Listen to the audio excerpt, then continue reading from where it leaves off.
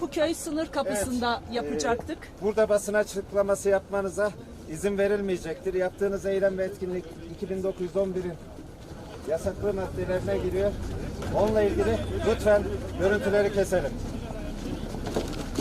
Evet, Yani çok ayıp yapıyorsunuz gerçekten. izin verilmeyecek. Arkadaşlar burada şu anda basın açıklamasına müsaade edilmiyor. Kameraları kapatıyoruz hocam. Hadi hocam. Parti basın. Tamam toplayın lütfen. Hadi. İzin verilmeyecek. Bir tane bizim canlı yayın yapan kamera hangisini bana verin. Çıkar bunu bence bana ver. Ben buradaki gruba sesleniyorum. Buradaki gruba sesleniyorum. Burada bakın şu anda Hazır.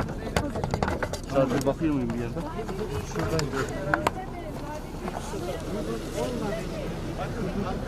her şeyden önemli. Halkın sağlığını siz tehdit ediyorsunuz. Ümit çık önümden.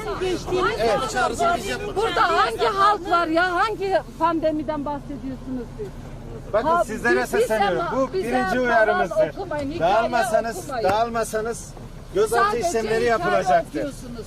Hayır, Bu ben ülkede görevimi hukuk yok. yapıyorum. Valilik kendisi her şekilde yapıyor. Bakın hepsi elimizde. Hüseyin Bey. Kanunlar, kurallar Hüseyin Bey burada. bak bu hiçbir kurala, hiçbir kanuna sığmıyor. Genel başkanlarımız burada. Van'ın en büyük sorunu bugün Kapıköy sınır kapısı sorunudur, pandemi sorunudur. Biz de bu konuda Murat Bey, bakın, kamerayı hakkımız- almışsınız, konuşuyorsunuz. O Çünkü zaman ben de söyleyeyim. basını engellediğiniz için, basın haklarını engellediğiniz için mecburen biz vekiller, bakın Türkiye'yi bu duruma düşürdünüz. Bir milletvekili basının kamerasını alıp çekim yapmak zorunda kalıyor. Yani yapmayın bunu, bu gerçekten küçük duruma Bu düşürüyorsunuz. ülke için ayıp. Bu ülke için ayıp. Öyle bir ayıp Bu, olamaz ya. bak bu ülkenin milletvekilleri burada, genel başkanı burada. Tamam, Açılmasıyla sınırda mıyız? ilgili, Kapısında bakın mıyız? açılmasıyla ilgili Kapısında muhatap mıyız? İçişleri Şehirde Bakanlığı'dır, miyiz? Hangi Sağlık halklar, Bakanlığı'dır, hangi Ticaret toplumlar? Bakanlığı'dır. Tamam yapıyoruz. Sesimizi Bak bir görüşmelerinizi yapıyorsunuz. Aziz Hanım şu anda valiliğin Birçok yerde almış yapılıyor. olduğu Cumhurbaşkanı o zaman mecliste otursun, odasında otursun, açılış yapsın. Neden gidiyor açılış? Aziz Hanım bakın. Neden gidiyorlar? Neden? Hüseyin Bey, Bunlar lütfen. neden gidiyor? Gerçekten açılış bak. yapıyor, kordele kesiyor, konuşma yapıyor. Herkese mübah. Bir tek bize mi Bir günah? tek size değil. Bir tek Bir ay bize kadar üzerinde. önce Siz- elimizdeki siz bir bugün STK'da özel bakın görevlendirildiniz. Bugün hepimiz rutin burada Aziz her Hanım gün hepimiz kontrol biliyoruz ki yapıyorsunuz. Bu kapı bir ay kadar önce bu şehir kayyum vasıtasıyla belediye araçlarıyla yol kapatılır. Aziz Hanım bir ay kadar önce elimizdeki bir STK'da basın açıklaması O yapmamız dedi. STK'yı da Vali Bey icraya verecek ya o yüzden. hayır, lütfen, bakın. Süreçleri bitti, rantları bitti. orada konuyu siyasi boyuta getirmeyelim. Siyasi boyuta Siyasi boyut burası Hüseyin Bey, biz siyasiyiz. Biz Burası elimizdeki siyasi insanların zaten. sağlığını düşünüyoruz. Siz burada kimin sağlığını düşünüyorsunuz? Burada siz bizim sağlığımıza... yasaklama kararı Ya var. valinin 5 yıldır yasağı var. Ama bunu biz uygulamak Bu ülke zorundayız. 5 yıl Lütfen grubun yasakla mı içindeki gidecek? vekiller dışındaki sivil vatandaşlar ayrılsın, biz gözaltı Biz işlemi böyle yapacağız. bir şey diyorlar. olamaz. Bu gözaltı ülke işlemi büyük yapacağız. rezalet. Şunları verelim. Vekiller dışındaki Pankartı kaldırın. Kaldırın pankartı. Kaldırın. Diğer arkadaşlar herkes araçlarına geçsin. Vekillerin dışındaki arkadaşlar lütfen araçlarınıza geçin. Açıklamayı ben yapacağım. Herhalde beni gözaltına alacak değilsiniz yani. vekili dışındaki herkes. Tamam, tamam. Peki. Çok ayıp gerçekten. Ne kadar iyi. Yasaklama kararı var. Yok böyle bir şey ya. Yok böyle bir şey. Valiliğin kararı var. Gerçekten ayıp. Ya, başkanlar kalsın, il başkanlar kalsın. Gelin arkadaşlar. Diğer arkadaşlar lütfen araçlarına. Başkan siz de, siz de. Herkes araçlara, herkes. Sadece vekiller kalsın.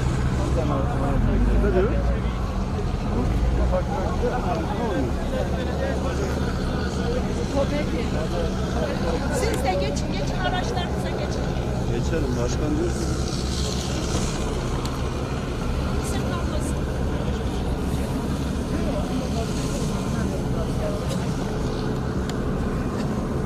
Evet abi gel.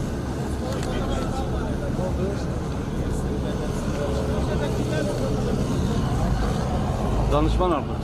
Haberiniz alın. Devam edin. Açıklama olacak. Açıklama olacak. Ona Kimse yok. yayın mı?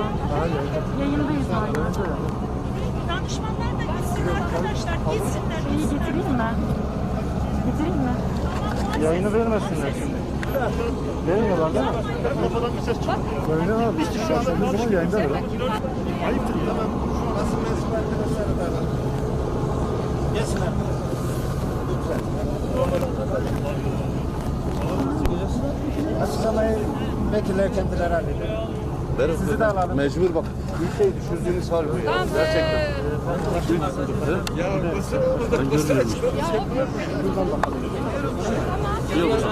Tamam, kime çekeceğiz ya? Hepsi olmadan basın açıklaması yapacağız. Hayır, demek var orada önemli diye bir şey yok ya. Hayır, bizim bir arkadaşımız seçim yapacak. Telefonlarıyla yapıyor. Şey mi? Ama gerçekten bu. Vekil Bey'i alalım. Bekle abicim. Şu Vekil Bey'i alalım bir. Al. Vekili al abi. Hayır, korumasıdır ya. Size güvenmiyoruz artık. Size güvenmiyoruz ya. Hayret bir şeysiniz ha.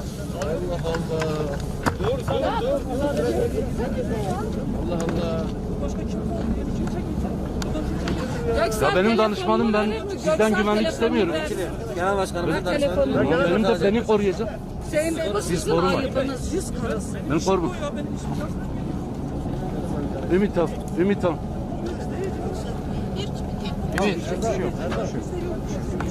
Ben danışman. Benim danışmanım. Göksel aç bana ver. Canlı yayın. Benim danışmanım. Tamam. Canım. Ya orada kimse çıkıyorum. Böyle mi yapacağız? Birer metre geliyor. Bey, basını da yollayın, ben çekim çevireyim. Kim çekecek o zaman? Bakın çekiyorlar. Hüseyin Bey, ayıp, gerçekten ayıp ya. Birer metre geri alın ya. Siz bu ülkeye bunu Arkadaşlar yaklaştırıyorsunuz. biraz açılın. Çevik biraz açılın. Biraz açılın. Biraz açın. Biraz açın. Evet, bu ülkenin getirildiği.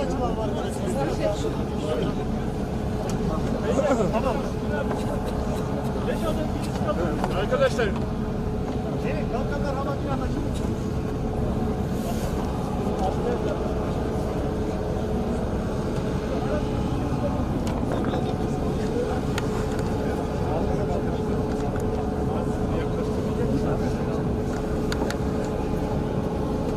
Sen böyle yaklaş. Başkan yaklaştır. Evet. Değerli halkımız, basın aracılığıyla bugün sizlere sesimizi duyurmaya çalışacağız. Ancak bugün gördüğümüz manzara, karşılaştığımız bu tutum ve manzara Türkiye açısından, Türkiye'nin geleceği açısından, Türkiye'nin demokrasisi açısından tam bir utançtır. Darbe dönemlerinde bile bu ülkede bu görüntüler yaşanmamıştır. Bu ülkede darbe yapmak isteyenler bile sizin kadar fütursuzca bu tür davranışlarda bulunmamıştır.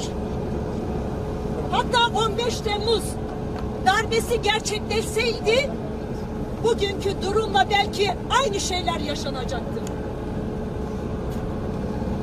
Biz bu talimatın burada açıklama yapmamıza izin vermeyenlerin kimler olduğunu biliyoruz.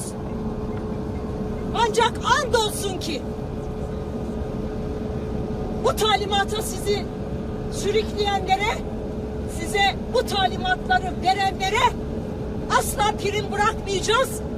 Asla onların önünde diz çökmeyeceğiz. Herkes bunu böyle bilsin. Bizim halkımızla, tabanımızla, seçmenimizle aramıza hiç kimse giremeyecek. İşte bunu yaptığınız için her gün oy kaybediyorsunuz. İşte bunu yaptığınız için her gün küçülüyorsunuz. Siz bunu yaptığınız için biz büyüyoruz. Siz bunu yaptığınız için biz çoğalıyoruz. Bu manzara bugün Türkiye tarihine bir utanç tablosu olarak geçmiştir. Bu böyle bilinsin. Evet sevgili arkadaşlar, biz 20 kilometre ileride olan Kapıköy sınır kapısında Van halkımızın taleplerini dile getirmek üzere orada bir açıklama yapmak istedik. Ancak burada engellendik ama yine de sesimizi halkımıza duyurmak istedik.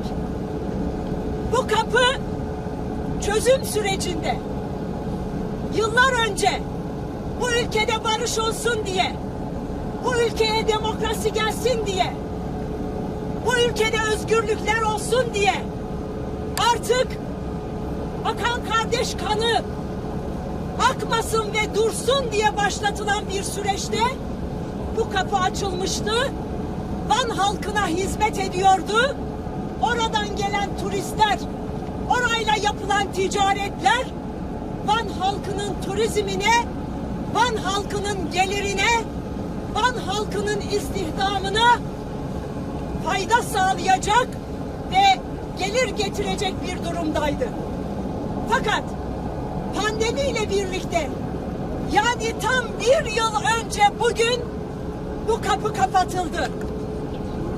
Elbette ki pandemi koşullarını, pandemi şartlarını hiçe sayarak değil, gerekli tedbirler alınarak, gerekli şartlar ve koşullar yerine getirilerek bu kapı artık açılmalıdır. Van halkının istediği, Van halkının talep ettiği de budur değerli arkadaşlar.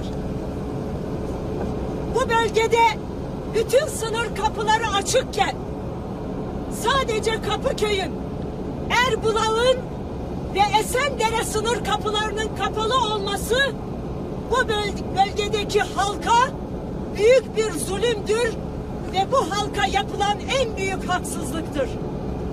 Van halkı bu şekilde cezalandırılmak isteniyor. Van halkının ekonomiden, istihdamdan, gelirden faydalanmaması için her türlü engellemeler yapılıyor.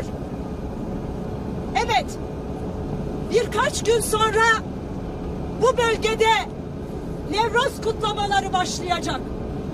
İran'da Nevroz kutlamaları şimdiden başlamış durumdadır. Nevroz tatiliyle birlikte İran halkı uçak seferleriyle Antalya'ya, İzmir'e, İstanbul'a, Ankara'ya gidecek. Ancak minibüsle bu sınır kapısından Van'a giriş yapamayacaklar. Bu tam bir çifte standarttır. Biz bu uygulamayı asla kabul etmiyoruz.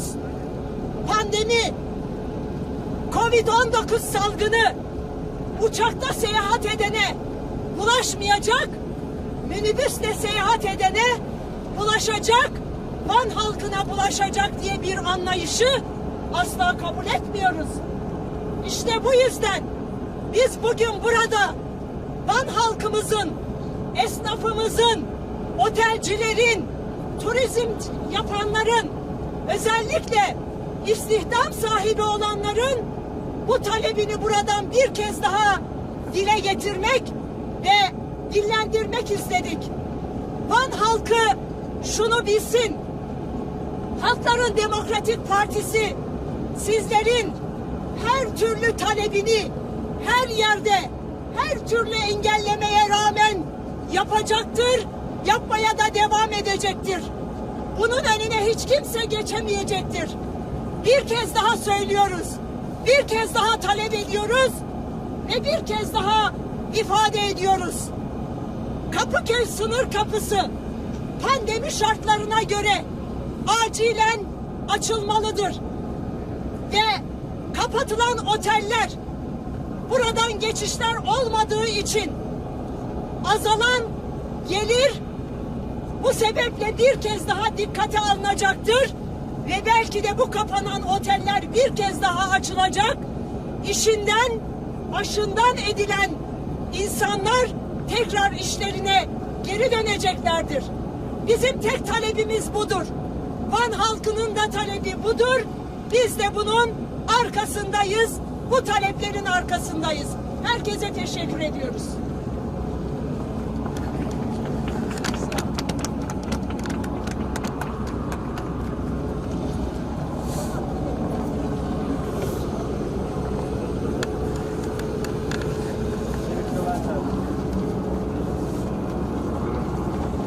Talimat veriyorlar ama kanunsuz talimat uygulamaktan